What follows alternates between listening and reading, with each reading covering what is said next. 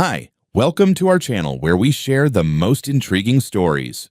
4 days after buying my dream estate, I returned to find it gone, erased. In its place, dirt, tire tracks, and a bulldozer tied to a rogue HOA president. They thought they could steal my land with forged papers. They had no idea who they'd just bulldozed.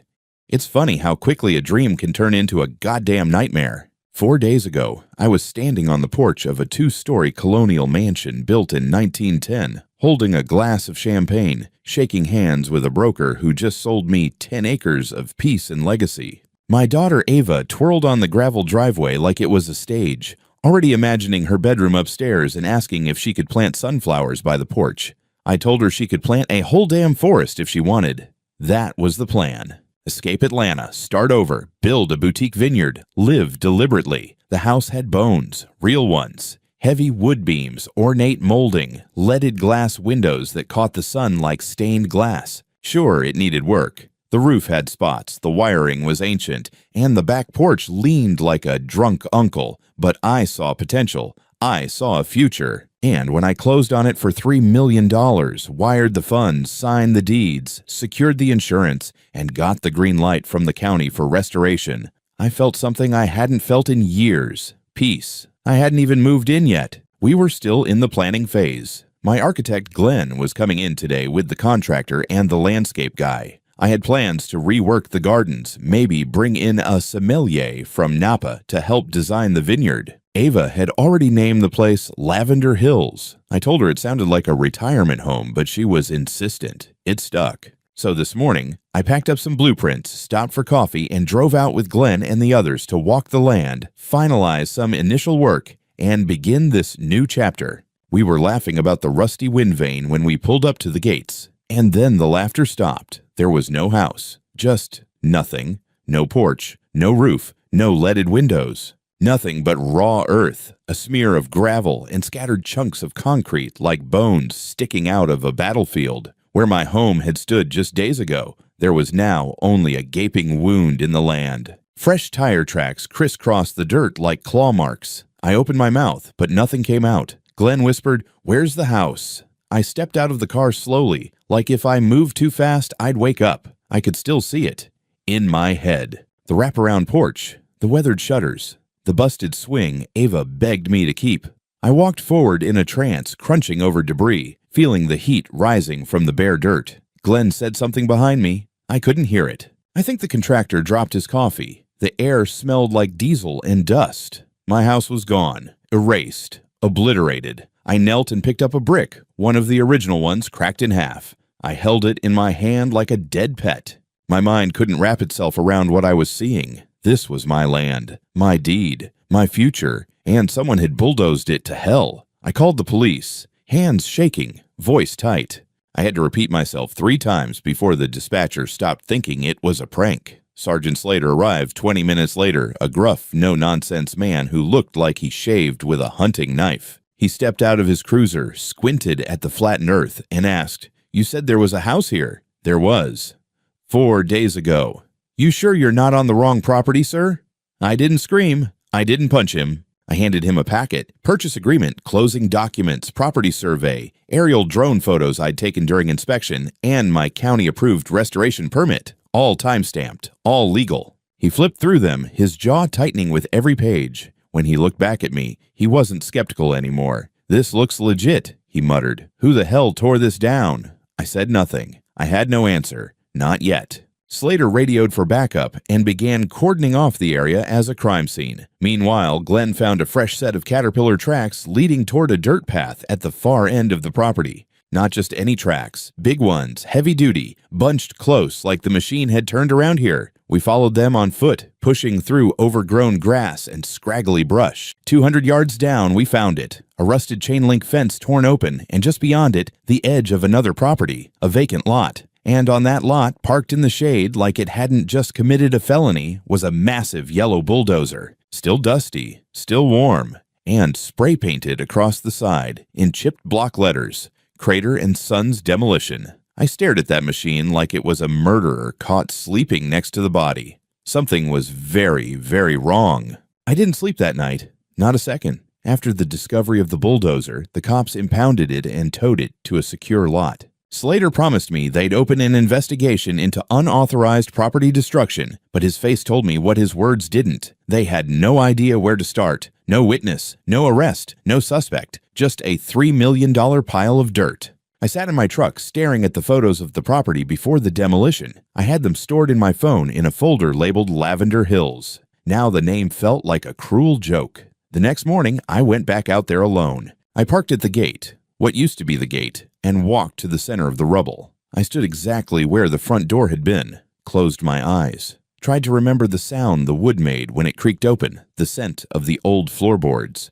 All gone. Then I saw it. A metal ID tag embedded in the dirt. I pulled it loose, some kind of equipment tracker, serial number. I took photos from every angle, texted it to Slater, then went digging. I didn't wait for the police. I didn't have time to rely on sluggish bureaucracy. Crater & Sons had a website. Bare bones, ugly, probably made in 2007. One number listed. I called. Voicemail. I left a message. This is Thomas Lowry. My home was demolished by your equipment. Call me back. An hour later, I got a call. A man with a rough smoker's voice, short on charm, long on. What the hell are you talking about? I explained. He paused, then muttered, Look, I don't know what your issue is, but we only act on official orders.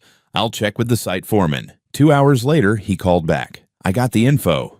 Job ID 88092, property demolition, was listed as municipal teardown. Vacant structure, coordinates matched what we were given, all signed off. Not our mistake. Signed by who? I demanded. He hesitated. HOA president. Evergreen Hills, I froze. Who? Karen, Delaney? Some lady named Karen Delaney. There it was. The name that would become a dark comedy punchline in my life. Evergreen Hills HOA was the elite gated community just up the hill, about a quarter mile from my property line. Cookie-cutter luxury homes, 2-car garages, artificial turf, and lawn flamingos that probably cost more than my truck. What the hell were they doing, ordering demolitions on my land? I called Slater again, told him everything.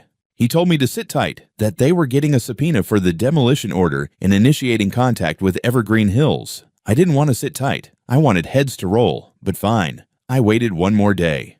The next morning, Slater called me back. You were right. The order was signed by Karen Delaney, acting president of the Evergreen Hills HOA. She filed it as part of a community beautification initiative, claimed the structure was abandoned and a safety hazard, no permit from the county, no coordination with law enforcement, and she marked it as municipal land. She lied on every line. She what? She committed fraud, Thomas, but she's playing dumb, says she thought it was city-owned, says she got complaints about rats and squatters. There were no rats. There were no squatters. I believe you, but she's lawyered up.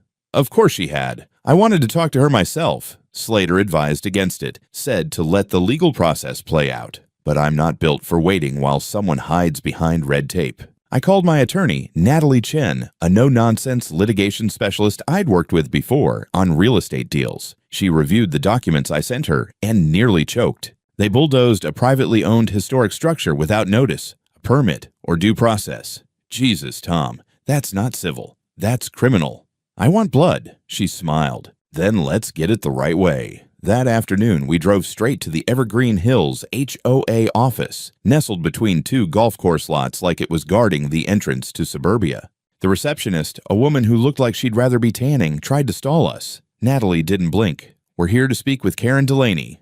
This is regarding the unlawful destruction of private property. Do you have an appointment? We have evidence, Natalie said, sliding a packet across the counter like a poker chip. She can either talk to us here, or she can talk to a judge. That got us a meeting. Karen Delaney was every stereotype baked into one real estate agent-shaped container. Bleach blonde bob, immaculate nails, an aura of self-importance thick enough to choke on. She welcomed us with a smile so fake it should have come with a warning label. Oh, you must be Mr. Lowry, she purred, like she was offering me a cookie instead of dodging a lawsuit. Listen, about that property. That property was my home, I interrupted. I purchased it legally. It was not abandoned. It was not your jurisdiction. You demolished it. Her expression didn't change. We were simply acting on the information we were given. That building had been vacant for over 20 years. There were community concerns, rodents, vagrants, drug use. That's slander. I'm sure you understand we have to think of the safety of our residents. That house was a threat. To who? It wasn't even inside your HOA. She didn't flinch. We were informed that the property belonged to a defunct holding company out of Nevada. No known owner. Public safety concerns gave us the authority to intervene. You had no authority, no rights, no communication with the county, no permit. You destroyed my property, Karen. You committed fraud. She leaned back, folding her arms. Then I suppose we'll have to let the courts figure it out. I stood. So did Natalie. They will, I said. And you better start praying your HOA insurance policy covers litigation, because I'm coming after every dollar. You'd think after your $3 million home gets leveled by a rogue HOA president and a bulldozer, things would start to slow down. Maybe a news crew shows up. Maybe there's a formal apology. Someone gets fired. A settlement offer arrives in the mail.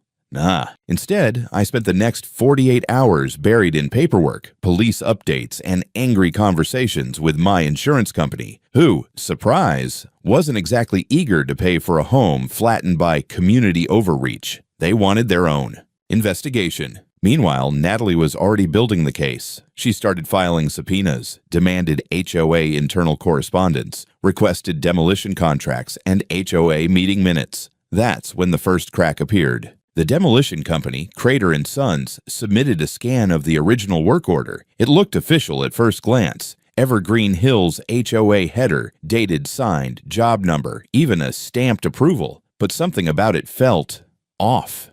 The property coordinates listed weren't mine. Not exactly. The order described a public municipal lot adjacent to Ridgeview Lane. My house sat on Ridgeview Drive. Different road, different jurisdiction, different county technically. I ran the parcel number through the county's GIS system. It led nowhere. It was fake. I stared at the screen, bile rising in my throat. They didn't just make a mistake. They fabricated an address.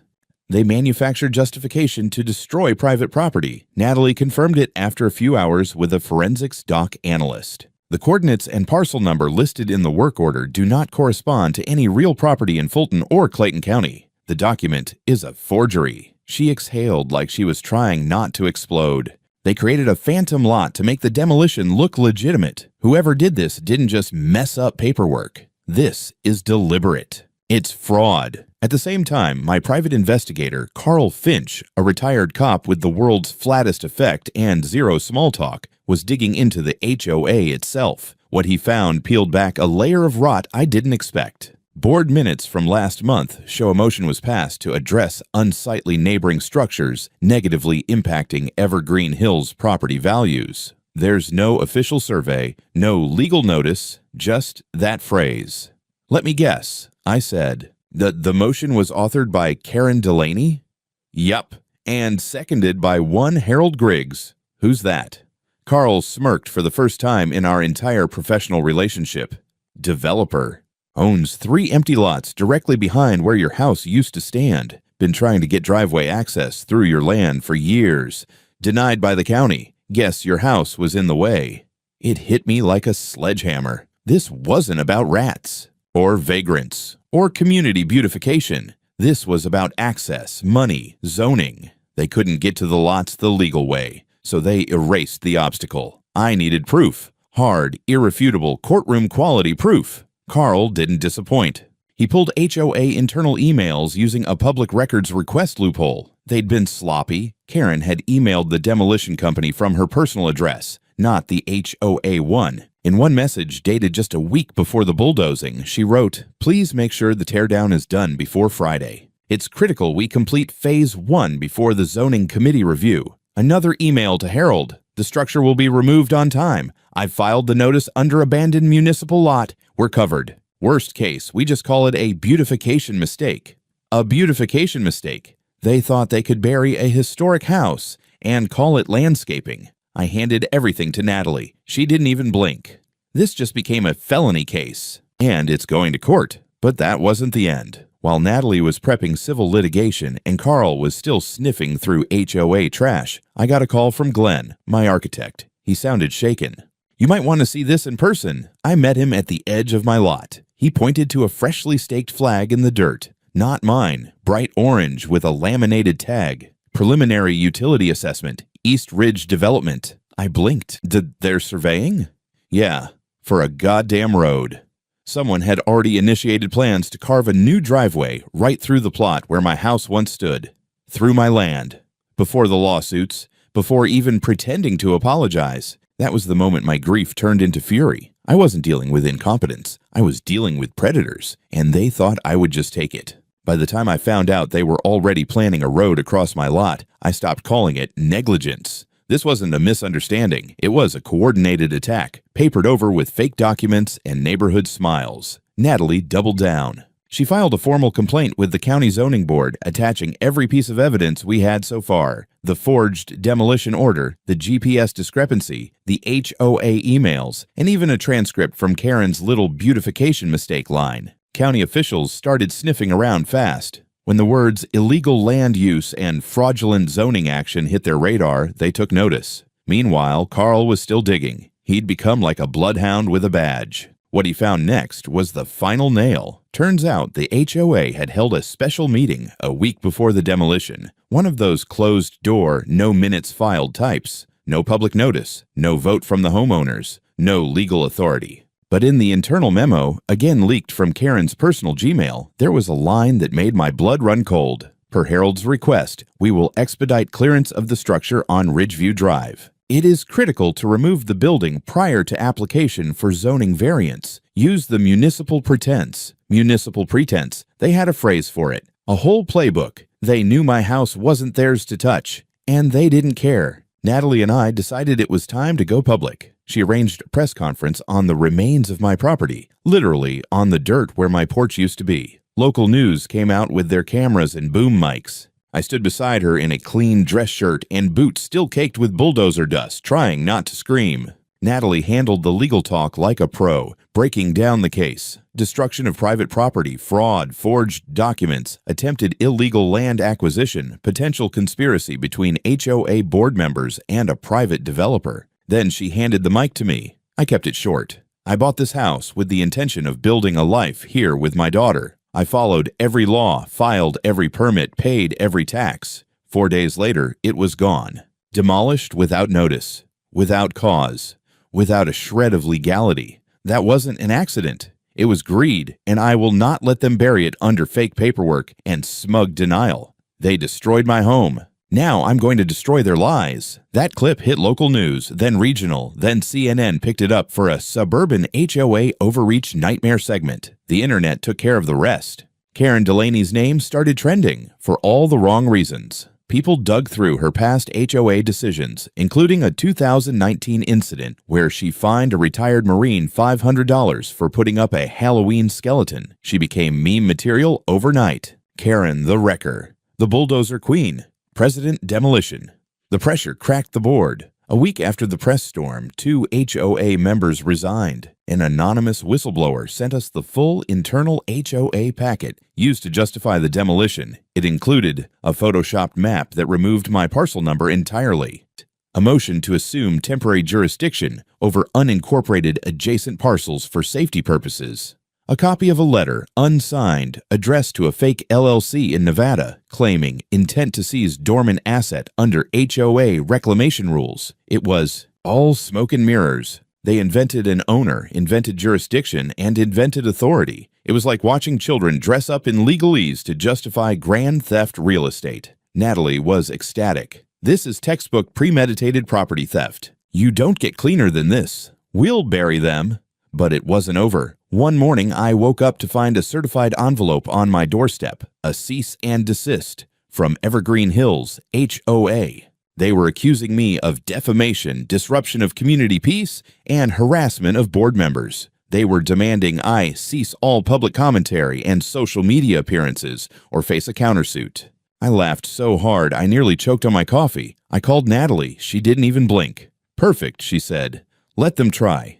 It's going to look great in discovery. We countered immediately with an amended civil suit expanding the damages, not just for property destruction, but for intentional infliction of emotional distress, abuse of process, and malicious retaliation. At this point, county officials got involved directly. A formal ethics complaint was opened against Karen and Harold. The zoning board issued an immediate freeze on all applications related to the East Ridge development, Harold's project. And then came the cherry on top. A subpoena issued for HOA's complete financial records over the past 5 years. Karen was being pulled into a legal maelstrom, and for once she couldn't bulldoze her way out. I always thought the legal system moved like molasses. Turns out, when your house gets illegally bulldozed by a smug HOA president with a god complex and you hand the media a paper trail soaked in lies, things move a hell of a lot faster. By the time we filed the civil suit, the court schedule lit up. A preliminary hearing was granted almost immediately. Natalie, who by now had 3 paralegals working overtime, dropped a lawsuit so airtight it practically whistled. 6 counts: civil destruction of property, fraudulent misrepresentation, abuse of zoning protocols, malicious conduct, emotional distress, and my personal favorite, civil conspiracy. The defendants named Evergreen Hills HOA, Karen Delaney as an individual, and Harold Griggs as a co-conspirator. Within 48 hours, their legal team responded with weak denials and the kind of stalling tactics that scream guilt. They claimed it was all a misunderstanding, that the property was mislabeled, that they acted in good faith. Good faith? They forged a damn map.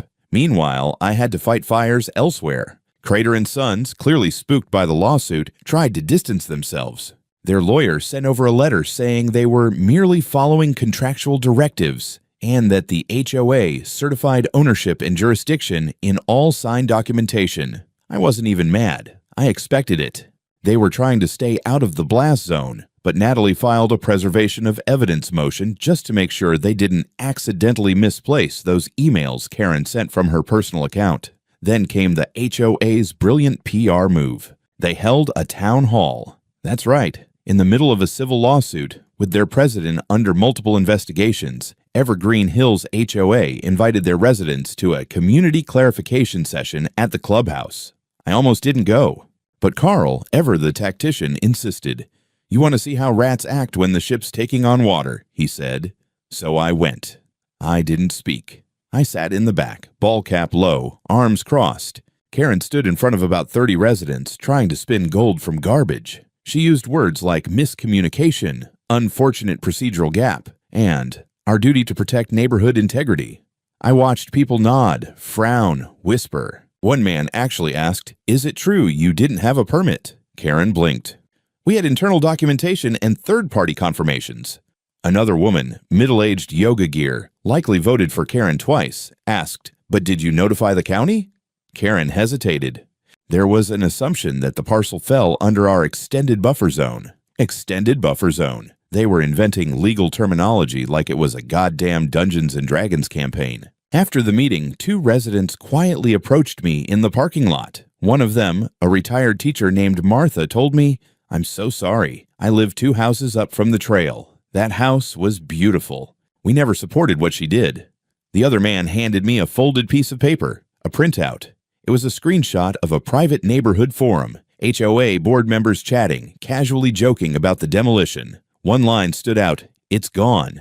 Harold owes me dinner." They weren't just careless. They were smug about it. Natalie added it to our growing file of hell. And then the first big break came from the zoning board. After reviewing the forged demolition order and fabricated maps, the board issued a formal cease and desist to Evergreen Hills HOA for illegal expansion of jurisdiction and froze all HOA-sponsored development initiatives pending the outcome of litigation. For Harold, that meant his whole project was paralyzed. No road, no lots, no profit. That's when they started to crack. First, Harold's lawyer reached out exploratorily, offering a quiet settlement. Some lowball figure dressed up as reparations for inconvenience. Natalie laughed out loud. "Tell him we don't take hush money," she said. Then came the press ambush. Karen tried to flip the narrative on a local talk show, painting herself as a victim of defamation from an outside investor manipulating media perception. The backlash was immediate.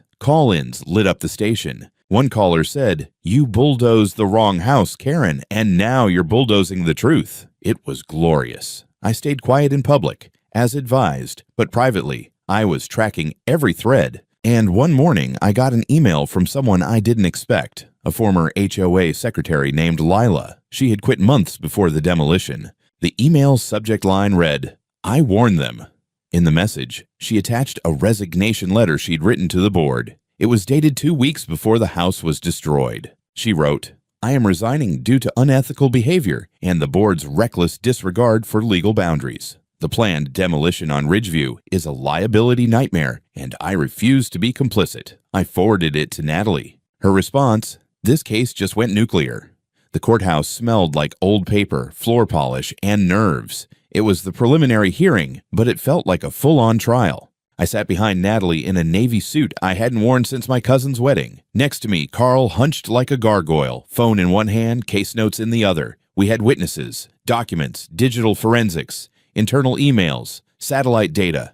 I even had the damn brick from the foundation in my backpack, just in case. Across the aisle sat Karen Delaney, flanked by her attorney, a smooth-looking man with too much hair product and not enough conscience. She wore black like she was in mourning, probably hoping the judge would confuse her with the victim. Harold wasn't present. His legal team claimed a personal emergency, which I assumed meant hiding behind luxury blinds in his third house. The judge, a stern woman named Calhoun, opened the session with a warning. "We are here to determine the merits of the case, not for grandstanding, political maneuvering, or public spectacle. Facts only." Natalie was born for that. She laid it all out, calm, clinical, and devastating. The fraudulent demolition order, the forged parcel number, the email from Karen to the contractor pushing the timeline, the private correspondence calling the house an obstacle. She didn't editorialize. She didn't embellish. She let the evidence speak, and the evidence screamed. Karen's lawyer objected naturally.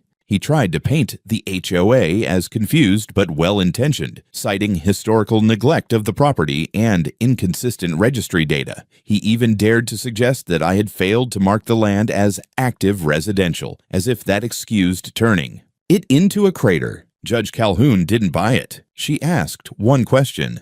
"Do you have legal documentation, permits, jurisdictional claims, county authorizations supporting your client's decision to demolish this structure?" He stammered something about internal authority. "Let me be clearer," she said, voice cold. "Did Evergreen Hills HOA possess any legal right to perform demolition on land it did not own?" He paused. "No, Your Honor." Boom.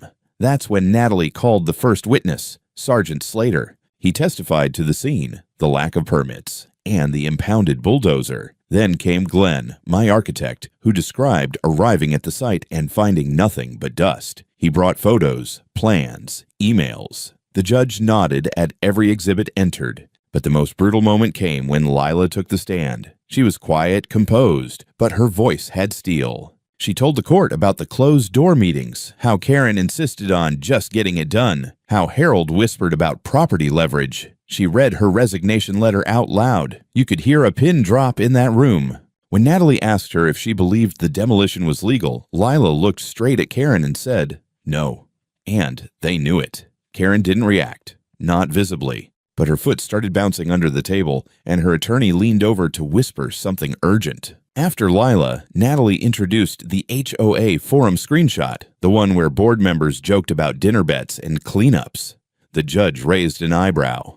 "I see. So, we have private admission of deliberate action, internal evidence of coordinated effort, and zero legal foundation. Proceed." Karen's defense tried one last Hail Mary character witnesses. 2 HOA members, clearly coached, talked about her dedication, her love for the community, how she organized fundraisers, and once personally saved a turtle from the middle of the road. Natalie didn't object. She didn't need to.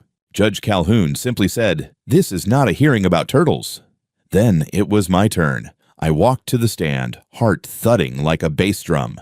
I didn't rehearse anything, just spoke. I bought that house to raise my daughters somewhere quiet, somewhere real. I did everything by the book. I have the deed, the plans, the approvals. That house stood for over a century, and in 4 days they erased it because it was inconvenient. Not dangerous. Inconvenient. They didn't ask. They didn't check. They didn't care. And when I stood in the rubble, I realized I wasn't just a man who lost his home. I was a target. I paused. And they thought no one would stop them. When I stepped down, Karen finally looked at me. Not the fake smile HOA President Karen, but the real one. The one who knew it was over. Judge Calhoun closed the hearing with one sentence. This case will proceed to full trial. The evidence presented indicates strong grounds for civil and potentially criminal liability. The courtroom emptied like a deflating balloon. I exhaled for the first time all day. Karen didn't speak. She just walked out with her lawyer, head low, like a queen whose castle just crumbled. The full trial was scheduled for 3 weeks out, but Karen didn't even last that long. The morning after the hearing, my phone lit up with calls from reporters, lawyers, and one guy claiming to be a victim of HOA abuse who wanted to start a podcast. I ignored them all. I was standing on the edge of what used to be my foundation, watching two hawks circle overhead like they knew something was coming. Then Natalie called. "She's flipping," she said, voice crisp. Karen just offered a settlement. Quiet. Off the record. I sat down on what remained of my front step. A single slab of concrete chipped at the edges. What's she offering? She's proposing a payout. $3 million for the home, $200,000 in legal fees, and a non-disclosure clause. I laughed. She bulldozed my house, tried to lie about it, and now she wants me to keep quiet. She's scared, Natalie said. The criminal side's heating up. County prosecutors reviewing the forged documents. If they file, she's looking at felony charges. Then we wait. And wait we did. But not long. 2 days later, the prosecutor's office filed formal charges against Karen Delaney for felony property destruction, fraud, and submission of falsified documents to a government body. Harold Griggs was named as an unindicted co-conspirator, for now. Karen was arrested at her home. Someone filmed it. She was still in her robe. The footage hit the evening news, and suddenly, every smug HOA in America took a collective gulp. But it got better. The county auditor, clearly embarrassed that this happened on their watch, launched a parallel investigation into Evergreen Hills financials. What they found? A rabbit hole. Misappropriated funds, unauthorized landscaping contracts, excessive board stipends, and one particularly nasty check written to a consulting firm that just so happened to share an address with Harold Griggs' shell company. The house of cards was collapsing. The HOA board tried to hold an emergency meeting. Only 2 members showed up. The rest had either lawyered up or moved out. Karen's name was stripped from their website. Her bio page redirected to a 404 error, a thing of beauty. In the middle of the implosion, something unexpected happened. I got a letter, not certified, not threatening, just a plain envelope with a local return address. Inside was a handwritten note. Dear Mr. Lowry, I don't know if this will help, but I used to work for the developer before Harold bought them out. Back then, we had a topo survey that showed a hidden structure behind the old house. Underground. I don't know if it still exists, but it might explain why they were so eager to flatten everything. No name, no phone number, just that. I showed it to Carl. Could be nothing, he said. Or it could be the reason they were in such a damn hurry.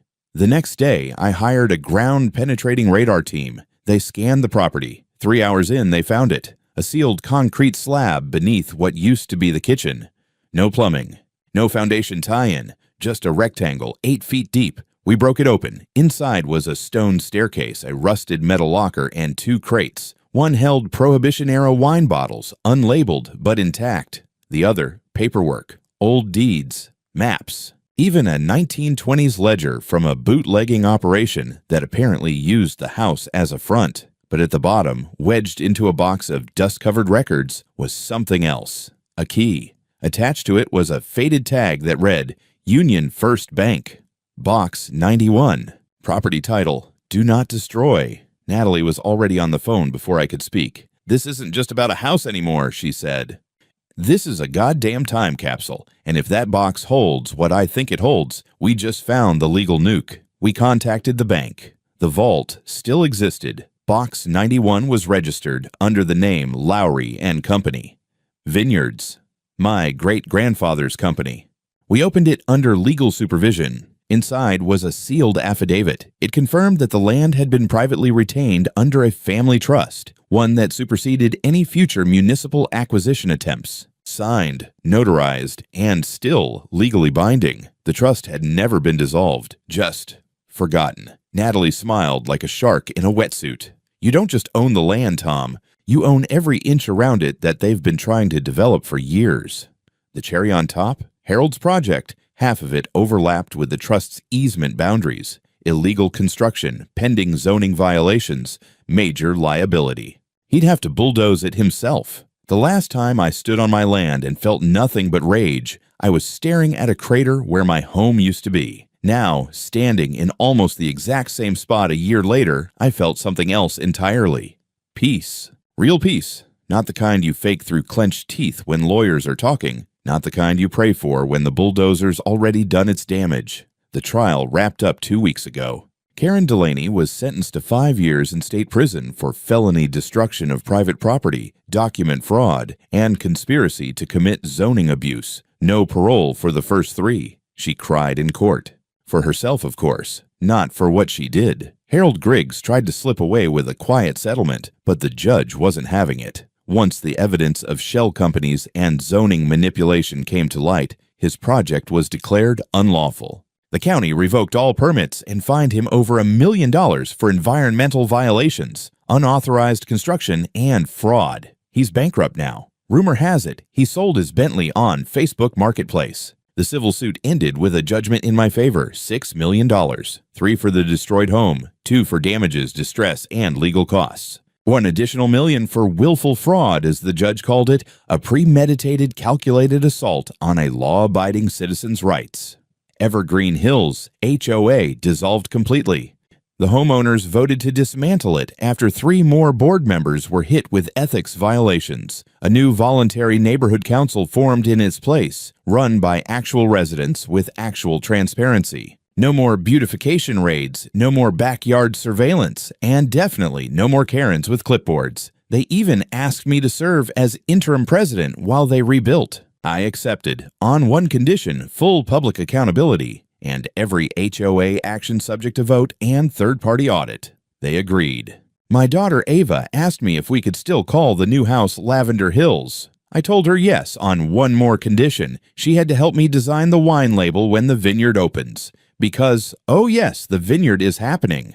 Thanks to that old family trust and the records we pulled from the vault, we reclaimed the full stretch of land, nearly 15 acres total. Some of it had been quietly annexed over the years by neighboring parcels, but the legal lines were still there, untouched. Ours. We brought in a restoration team, started laying the groundwork for rebuilding, not just the house, but the legacy. And I made one other decision. I kept the basement. We reinforced it, turned it into a wine cellar, exactly what it was probably used for a century ago. The walls still carry a faint trace of old yeast and secrecy. I added a brass plaque above the doorway. It reads, "What they tried to bury made us stronger." Last week, we held a community event, wine tasting, open fire pit, neighbors, old and new, even some from outside Evergreen Hills. People who had followed the case, who said it gave them hope to fight back in their own neighborhoods. One of them, a quiet man from South Carolina, handed me a USB drive, said it had HOA meeting recordings that had gone missing. I told him Natalie would know what to do with it. Before he left, he asked, "You ever think why they were so desperate to erase that house?" I smiled, because it reminded them they don't own everything. He nodded, and that was the end of it. But the truth, sometimes I do wonder. The basement, the trust, the old records, the anonymous letter, that key. It all came together like a puzzle someone had hidden just well enough to survive generations of greed, like a warning or a legacy. And as I stood on my porch, Ava running through the lavender fields behind me, sun setting over reclaimed land, I realized something. The house may be new, but the roots go deep.